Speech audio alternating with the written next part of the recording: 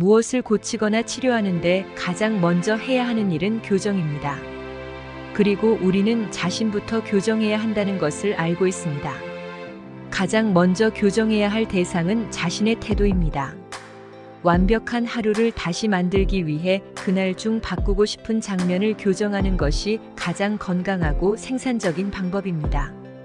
예컨대 오늘 받은 편지에 안 좋은 소식이 적혀 있었다고 가정해 봅니다. 그러면 편지 내용을 바꾸십시오. 마음속으로 편지를 다시 작성하되 여러분이 원하는 소식으로 바꾸는 겁니다. 그런 다음 내용이 바뀐 편지를 몇 번이고 반복해서 읽는 것을 상상합니다. 이것이 바로 교정에서 가장 중요한 핵심입니다. 이런 교정의 결과 안 좋은 소식은 사라집니다. 한 가지 주의할 사항은 교정된 행동에 흠뻑 빠져들 정도로 집중해야 한다는 점입니다. 이러한 상상력 훈련으로 감각이 확장되고 섬세해지는 것을 경험할 수 있고, 그렇다면 결국 비전을 성취할 수 있습니다. 하지만 이 훈련을 하는 목적은 여러분 안에 그리스도의 영혼을 창조하기 위함이고, 이것은 곧 끊임없이 죄를 용서하는 작업입니다. 스스로를 변화시키고 싶을 때, 뭔가 달라지고 싶은 진실된 소망이 있을 때, 죄를 용서하고자 하는 적극적이고 이상적인 영혼을 깨우고 싶을 때 교정은 대단히 중요한 의미를 지닙니다. 상상력이 없다면 우리는 죄인으로 남습니다. 다시 말해 우리가 상상력을 활용하지 않으면 감각 속에 갇혀 있게 됩니다. 상상력을 활용한다는 것은 곧 용서하는 것입니다. 용서는 상상의 삶입니다. 우리가 삶을 살아가는 기술이란 용서를 하는 기술을 말합니다. 용서는 상상 속에서 교정된 하루를 경험하는 것이고, 실제로 경험하기 바라는 일을 상상 속에서 경험하는 것입니다. 진정으로 용서를 한다는 것, 다시 말해 그랬으면 하고 바라는 삶으로 다시 산다는 것은 다시 태어나는 것과 같습니다. 아버지여, 그들을 용서하십시오. 이 말은 종교의식 때만 치르는 간청이 아니라 우리의 삶에 매일 찾아오는 기회입니다. 용서는 매일 가능한 생각이며, 진심으로 용서할 때 우리는 훨씬 위대한 차원의 존재로 승화합니다. 그렇게 될 때 우리는 매일 부활절을 경험하게 됩니다. 부활절은 변화된 자신이 승화하는 모습입니다.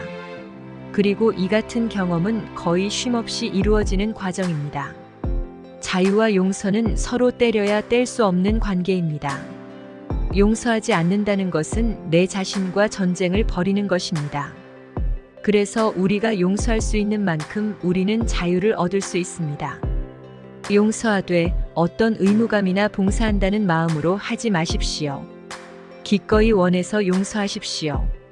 교정할 때 즐거운 마음으로 해야 합니다. 여러분이 진심으로 다른 사람들과 그들의 이상을 동일시하고자 하는 마음을 가질 때, 다시 말해 진실로 다른 사람들이 그들의 이상을 실현했다는 것을 받아들이고자 하는 마음을 가질 때 그들을 진심으로 용서할 수 있습니다. 의무감에서 나온 용서는 아무런 힘이 없습니다. 용서란 교정하지 않은 하루에 무심해지는 대신 교정한 하루에 온 힘을 다해 즐거운 마음으로 집중하는 것입니다. 만약 우리가 그날 있었던 사소한 짜증이나 문제라도 교정하기 시작한다면 우리는 많은 유익한 일들을 마주하게 될 것입니다. 모든 교정은 우리 자신과 싸워 이겨낸 승리인 동시에 우리의 적과 싸워서 이겨낸 승리입니다. 사람의 원수가 자기 집안 식구니라. 여기서 자기 집안 식구란 우리의 마음 상태를 말합니다. 우리가 하루하루를 교정하면 미래가 바뀝니다. 용서와 교정의 기술을 실천할 때 시선이 머무는 장면이 아무리 이미 일어난 사실처럼 느껴진다 하더라도 상상력을 이용해서 교정을 하고 난 후 마치 한 번도 목격하지 않은 일처럼 무심해질 수 있습니다. 상상력이 부족한 현실주의자의 눈에는 교정의 행동으로 나타나는 놀라운 변화가 전적으로 불가능한 일처럼 보일 것입니다. 하지만 돌아온 탕자의 운이 급작스럽게 변한 것도 모두 마음이 변했기 때문입니다. 우리가 벌이는 싸움은 상상 속에서 일어납니다. 그날 하루를 교정하지 않는 사람은 인생에 대한 비전을 잃게 됩니다. 교정, 그것은 그리스도의 영혼이 삶을 변화시키기 위해 하는 일입니다. 여러분이 진실을 알고자 한다면 진실의 삶을 살아야 하고 진실의 삶을 살기 위해서는 소망이 이루어진 상태에서 취하게 될 행동과 내면의 행동이 같아야 합니다. 기대와 소망은 하나가 되어야 합니다. 외부 세계는 단지 내면의 행동이 실현된 것에 불과합니다. 교정의 법칙을 모르고 전쟁에 휘말리는 사람들은 영원히 패배할 수밖에 없습니다. 이상한 생각만이 진실을 그려낼 수 있습니다. 여러분이 되고자 하는 이상형이 바로 진정한 여러분의 자아입니다.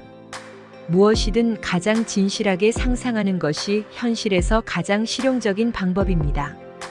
따라서 저는 여러분에게 상상력을 발휘하고 살면서 개인적으로 가장 적절하고도 초월적인 말씀인 여러분 안에 그리스도, 영광의 희망을 생각하라고 말하고 싶습니다.